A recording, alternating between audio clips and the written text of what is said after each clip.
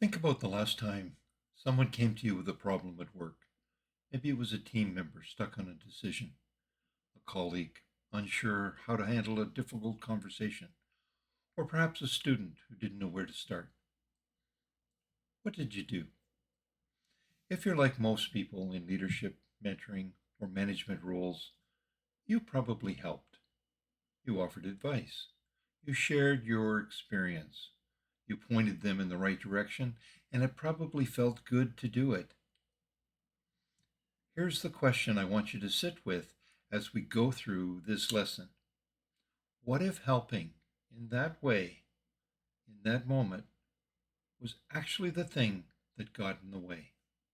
Most of us got to where we are because we're good at solving problems. We've had experience. We have perspective. We've seen similar situations before and we know it works. That's expertise and it's genuinely valuable.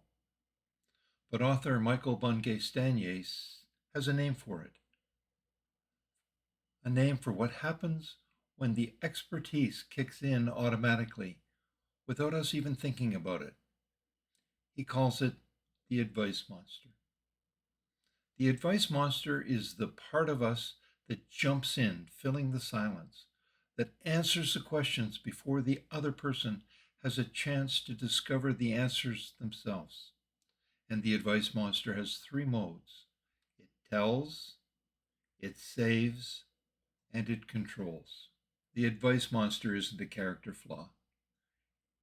It's a deeply embedded professional habit, and for many of us, it was rewarded for many years. The problem is when we move into leadership, management, mentoring, or teaching roles, the same habit starts to limit the people we're leading. In 2008, Google ran a research project called Project Oxygen. They wanted to answer one question: what actually makes a great manager? They analyzed thousands of performance reviews, surveys, and employee interviews. And their number one finding: the single most important quality in a great manager is being a coach. Not technical expertise, not strategic vision, coaching. The International Coaching Federation backs this up.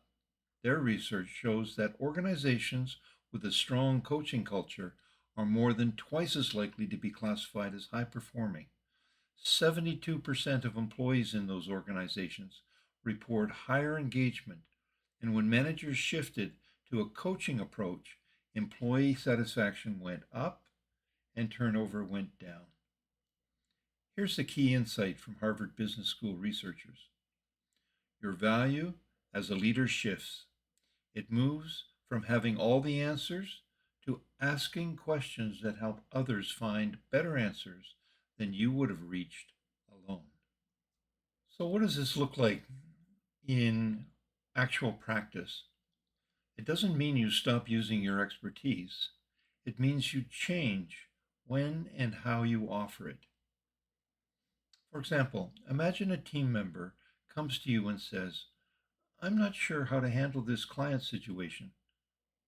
The expert response, which is perfectly natural, might be, "I've seen this before. Here's what you should do." And you give them the answer. On the other hand, the coaching response starts with a question, something like, "What have you tried already?" Or, "What outcome are you hoping for?" Or simply, "Tell me more." And then, and this is the hard part, you stay quiet. That silence is uncomfortable. It might feel like you're withholding something, but what you're actually doing is creating space for the other person to think, to discover, and to develop. And research by Amy Edmondson at Harvard Business School shows that when people feel safe to think out loud without being rushed to the right answer, they engage more deeply, take more initiative, and perform at a higher level. The shift from expert to coach is not about knowing less. It's about knowing when to use your knowledge differently open conversations rather than close them. In this lesson, you're going to go a little deeper into the research, explore a real world case study, and practice the shift through a guided exercise with a universal prompt you can use right now. But before you move on, I want to leave you with one challenge. I want you to think of one conversation you have this week where you could try staying curious just a little longer than you normally would. Don't give the answer immediately. Ask, what would they think first? That's the shift. One conversation at a time. Let's go. And remember, you don't need to do this alone. The coaches at pathfindercampus.ca/coaches are available